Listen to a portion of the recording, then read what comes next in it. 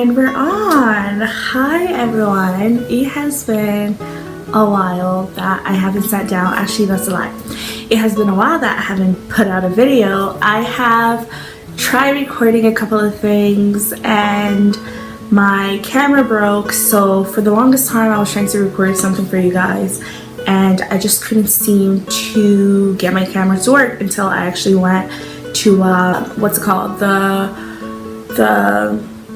merchandiser, who informed me that my camera was broken. So obviously my camera is now no use, and I tried all these different alternatives to bring you guys videos, but I just couldn't get the time and the proper tools. So finally today I decided to just work with what I have. So before I get into my video, I just wanted to give a quick and really deep grateful thank you to everybody who had reached out to me after my previous video.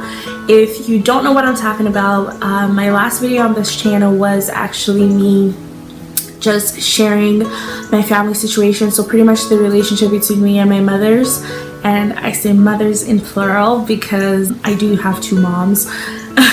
Not in the way you guys think. I did disclose to you guys that I was adopted, so I kind of explored the dynamics between my birth mom and my adoptive mom, and it was a very, very hard time in my life. I'm not even gonna lie to you guys. I have gone through a couple of hardships in my life, but you know, that period and time was really, really hard because I just had a lot of things going on at the same time and I felt very overwhelmed. But one thing I definitely wanted to do on my channel is share my truth. I definitely wanted to give you guys the real. I'm not here to fake it. I'm not an actress, and if I was an actress, I don't think I'll be a great actress because I don't know how to fake the funk, to be completely honest. So I had shared that in hopes to bring light to certain things that, you know, people deal with and maybe a lot of people don't feel comfortable talking about. But what you guys saw was real. It was in the spur of the moment. Do I regret putting it out? Absolutely not. But I did private the video because, you know, afterwards I had a conversation with all the parties and certain people just didn't feel comfortable with that video being out, and I completely understood where they were coming from. So I decided to private the video for their sake. Maybe some other time I might sit down and share certain parts of myself that I haven't done so with you guys yet, and definitely touch base on those things. But for now, that's what happened, and I just want to thank all of you guys. I got tremendous support, so thank you, thank you, thank you. Now you are probably here because of the title of my video. I am turning 26 in, today is the 21st, so I turned 26 in 9 days, and I am so mind boggled because I'm just like, where does time go? Like, how did we get here? 1 minute you're 15, you don't have bills, barely any care in the world. The next day you're living on your own, you have to think of this, that, and the third. Like, what? But as I am nearing the end of my 20s, I have learned a couple of lessons that I thought would be interesting to share with you guys. Things, or you hear certain things and you feel like that will never be me. Kind of like before you went to middle school, kind of like before you went to high school and you would hear about, you know, people using drugs or having sex, and you're thinking to yourself, that's never gonna be me, until you get there and you figure out if indeed you are that type of person to withstand peer pressuring or to be into certain things, or if you're not. And I feel like I use that perspective with my 20s because there's certain situations that I was just like, that would never be me. I know for a fact if, you know, I was exposed to a certain situation, how I would react. And to be completely honest, you never know until you get in the head of something, your true and real reaction. So first lesson for me in my 20s is how little I know. Everybody's my teacher. if not anything, the least somebody can teach you is how not to be. And I don't just mean know yourself in the sense of like you as an individual. I mean like your family history, your parents, you know, just taking that time of getting to know, let's say even your parents, makes a lot of things make sense. Now, I know that not a lot of people get that luxury. Some people are adopted, or some people have lost parents. So you might look at this and be like, well, how the hell am I supposed to know? There's always somebody in the family that's willing to talk. And if you have somebody like that, I would say hang out to them, talk to them. It is so worth it, because it always puts things into perspective, because it's so important. Before I make plans of where I want to be, I want to know where I'm at. Like, I want to know the beginning of my journey, so that I know kind of like how to equip myself properly for success, right? In yourself. Now, investing in yourself might take format in different ways. One person might invest in themselves physically, so they go to the gym, they eat healthy, they don't do certain things. Investing in yourself might be looking at your friends and be like, you know what, I know this summer we had promised we're gonna have fun, but I'm really gonna, like, you know, take that internship, or, you know, move to that country so that I get more experience in this field. Whatever it is, I say it is so important to do it. Your future is not going to magically appear. It needs action from you, so it needs you to create it. So the little steps that you're taking right now, whether it's waking up early to go to the gym, or, you know, appointing a certain day to focus on your writing, or starting that blog, starting that YouTube, or whatever it is that you want to do, start by doing it. The first step is just doing it. And when you do it, I always tell people, after 21 days, anything you choose to put your mind into becomes a habit. See, for me, this was one of the things I had to dismantle, and I had to dismantle hard, because from a very young age, I was always taught that kindness came with a sacrifice. Like, I had to sacrifice something for me to be considered or deemed a good person. But when you're saying yes to people, make sure you're not saying no to yourself. And there's power in just putting your foot down and being like, no, I don't want to go there, I don't want to see this, or I don't want to do this. Because if you say yes to somebody and you say no to yourself, you feel like an internal battle literally starts within yourself. And nobody benefits from that, because whatever you have inside is always going to spew out, whether it is with your words, your action, just your aura all around. It is going to spill out. So a very important lesson that I have learned is that I can say no, and when I say no, I don't have to explain myself. Like, my no is a whole sentence. I know that a lot of us have heard the saying, you are like the people you surround yourself by, and some people agree by this and some people don't. But I have done the experience, and I'm gonna sit here and say yes, you are literally like the people you surround yourself by.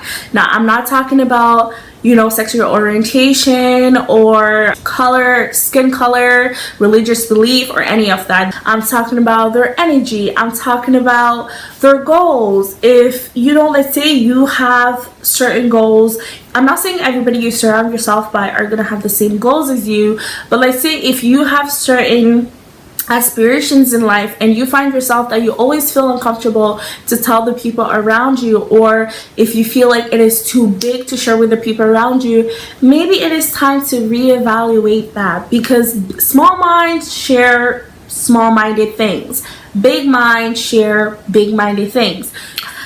It is so important, because in this time and age, it's not even about what you know, rather who you know. And if you are constantly burning bridges with people, not only are you setting yourself up for failure, because you don't know who knows who, but essentially you are making that brand, like whatever it is that you're bringing is becoming your brand. And in order to fix those relationships, a huge thing I have learned is communication. Learn how to speak to people. Like, people are not in your head to think or to know what it is that you want. Like, I used to be the type of person that was like, well, because I'm like this and I act like this, I assume that everybody's going to be like me. And that is such a wrong perspective to walk around with in life, because people are not you. You are you. You know you. You do the things that work for you. So it's almost absurd to assume that people are going to be the same way. So communicate with people and really handle your relationship properly.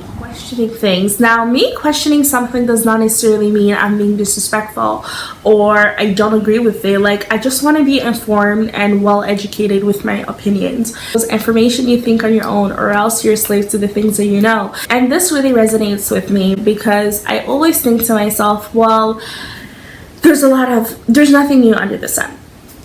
We're just going round and round and round. When it comes to fashion perspective, there's really nothing new. But if I just live my life with the idea that, hey, the world just ends here, where I'm at, where I live, with the things I'm surrounded by, then I'm not really learning anything. But if I question things, I am most likely to get answer. And in the midst of getting those answers, I'm educating myself. Peak. It is easy to fall in the pit of thinking you need to be at a certain place, at a certain stage in your life, at a certain time. And let me tell you, comparison is the killer of joy. I feel like our generation really has it different than the other generation, because we live in a world where I find instant gratification is almost glorified. People constantly want to show you how they got from one end to the other within months or a year, and it's easy to fall into that pit where you start looking at things that are happening to you and you want it to be like, yes, I got the job of my dream, or I got the house of my dream, or I got the partner of my dream. But think to yourself that that is not your peak. So if that job is the job of your dream, does that mean you're going to stay in that position in your 30s, 40s, 50s? I hope not. And when I talk about my worth, is I'm not attaching it to anything. I'm not attaching it to a job title. I'm not attaching it to a relationship. I'm not attaching it to a salary. I'm not attaching it to a diploma. I don't attach my worth to anything. Like, whatever I have that is externally is not a measure of my worth. The power of self-care. I'm very happy that the conversation of self-care is being had, and I'm so happy that we are getting an in-depth look of self-care and not just attaching our self-care to one perspective. I've seen certain saying online of people, you know, almost like trying to make self-care into this thing that it's not. People will say, well, this is what self-care is, or that's not self-care. And first of all, I just want to say self-care is a very individualistic thing, and essentially self-care it's a gift that we give to ourselves, but everybody benefits from, because what I don't have within myself, I cannot offer outside. And if I am offering it outside, it's definitely not coming from a genuine space. I always tell people you can't give from an empty vessel. Forgiveness has a lot to do with us and very little to do with the other person. For me, who is African, who was raised in a Christian home, I was taught that when I forgive someone, essentially I forget about it, I don't talk about it anymore, I'm done and over with. Now, of course, depending on the degree of the situation of whatever happened, it is easy to dwell and maybe feel a certain way every time the situation resurfaces. Especially when we are holding or harboring certain feelings, we feel like, well, by not talking to this person, by not, by resenting them, we're doing something to them. And I can sit down here with you and look straight into this camera and tell you I have done some messed up things that I wish I could take back, but I can't. And I know some of those people still hold it in their heart, but guess what? My life still goes on. I had to learn this within myself, because I also had people that I just thought, like, I can't forgive you. Like, I can, put the situation in the closet and lock it, but I can't forgive you. But what I realized is that me not forgiving them did not change the fact that their life was going on, or that life was going on, period. But it did do something within myself. I felt heavy. I felt overwhelmed at times. I felt all type of things. So I spoke to my therapist and I was like, okay, how do I forgive someone? And that's when she really highlighted the power of forgiving, letting go, but doing things on your terms. So what that means is I can forgive you and choose to never speak to you for the rest of my life, but I am released of those emotions. I am not harboring those things in my heart. When your name comes out, there's no resentment, there's no anger, there's none of those emotions just clouding me. I can forgive you and chose to rebuild that relationship, and I don't have to explain myself to anybody for doing so. I can forgive you and say, you know what, I just need time. I need time to figure it out. But it is so important to forgive. The power of listening to your intuition. Now, I don't care if you want to call it the Holy Spirit. I don't care if you want to call it energy, vibes, whatever it is that you want to call it. It is real, and it is almost like a muscle. It's, you know, it starts really, really small, and then the more you're exercising it, the more you're doing it, the more you're going to see change within yourself. And I encourage you to listen to it. I remember I was 19 or 20, and I explored the idea of talking to a psychic. And I remember I shared it with a friend, and she told me something that's always stuck with me, and that was, nobody can tell you something about yourself that you don't already know. Which means if you look within, if you go within, you have all the answer within yourself. Most of the time, all we need, us as human beings, we just need a confirmation. You just need something that's saying, yes, your idea is right, or yes, what you're thinking or what you're feeling is right. But exercise it, put emphasis on it. It literally, it's a process, and it starts with little things. I know that, well, if I can make this decision with the smallest and tiniest things, I'm pretty sure I can do the same thing and sustain it with bigger situation. I had mentioned this before. We are living in such a world where instant gratification is glorified. I'm not taking away from the entrepreneurs or, you know, those people that are able to start a project and for it to accumulate or to just blow up within, I don't know, days, months, or whatever. But essentially, it's not like that for everybody. And it's so important to understand that just because you don't see a result right now, or just because things are not happening right now, it doesn't mean it's never going to happen. There is power in that brief moment. And when I say moment, I put bracket days, months, years of you sowing your seed, because it's essentially building character for you. You know, when you sow a seed, it doesn't immediately become a tree. So when things are quiet, maybe in your journey or in your life, don't feel like they're not happening, just think to yourself, like, while you think you're being buried, sometimes you're just being planted. And in that quietness, that's when you learn the most. We have our lifetime people, we have our circumstantial people, and we have our seasonal people.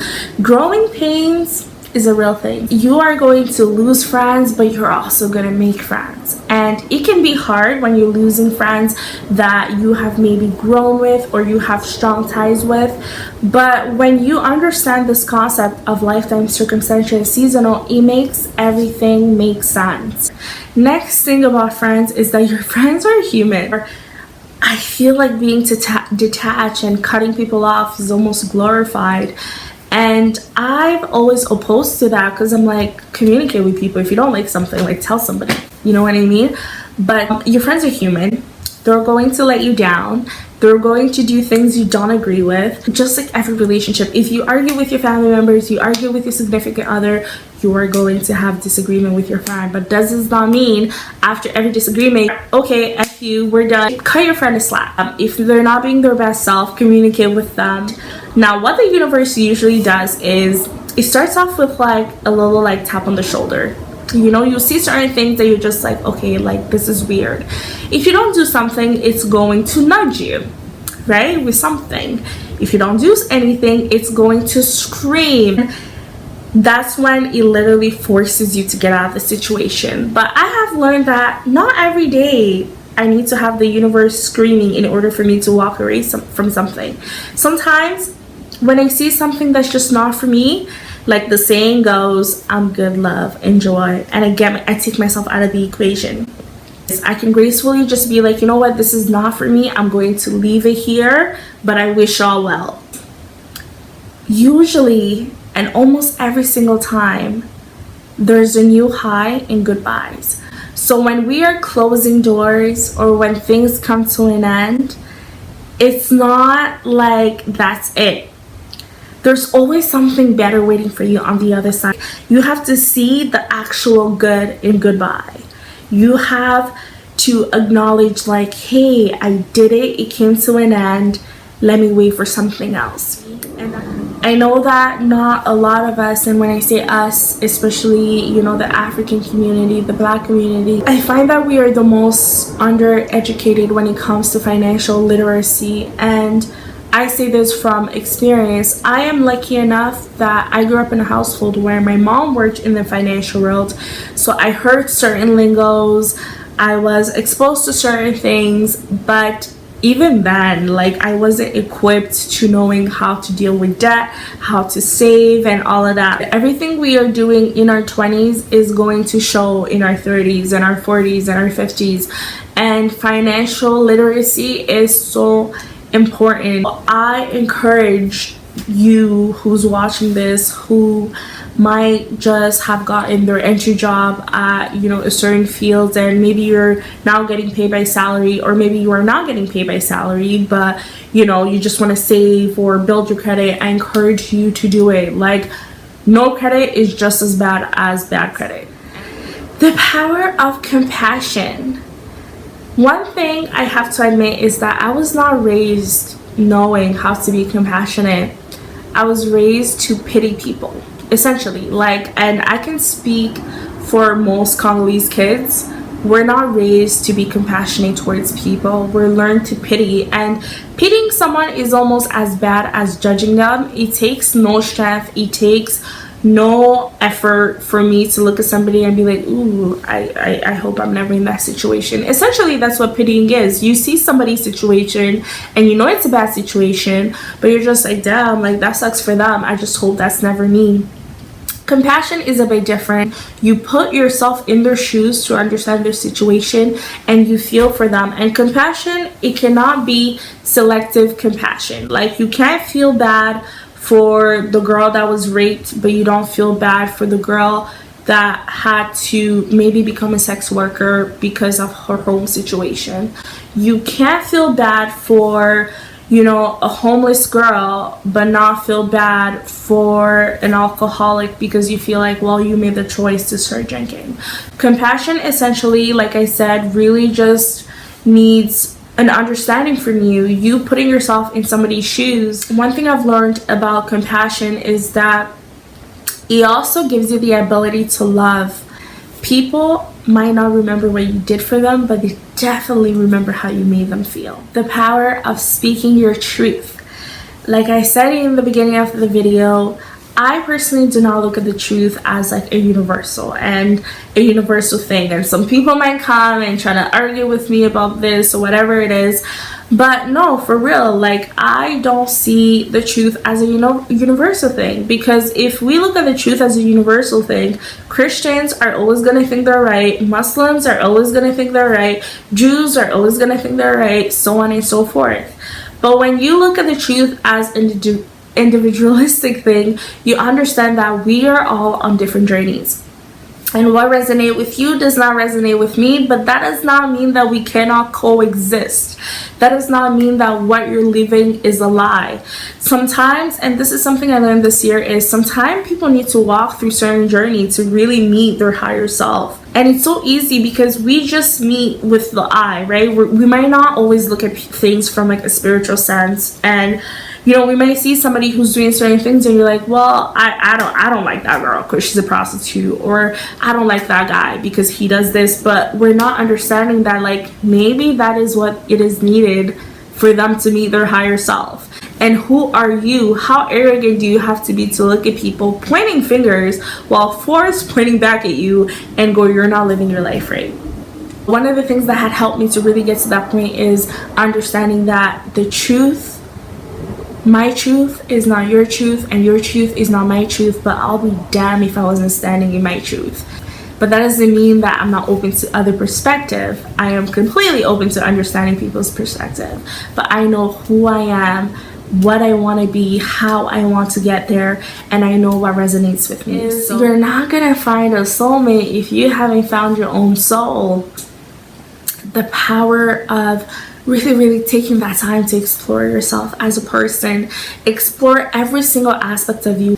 By exploring those things, you become closer to you, which will make sense for you when it is time to choose a partner. I realized one thing, which is that your partner is a direct reflection of you. And I'm a woman, so I speak from the stance of a woman. I encourage my women to take that time to explore your soul so that it will make sense when you find your soulmate. So those are a couple of things that I have learned in my 20s. I hope you guys enjoyed this video as much as I enjoyed making it. Please comment below, like, subscribe, do the whole 9 yard, and let me know what you think. Let me know what you've learned in your 20s so we can have a conversation. Anyways, I will see you guys next time. If you like, no pressure to follow me on my other pages.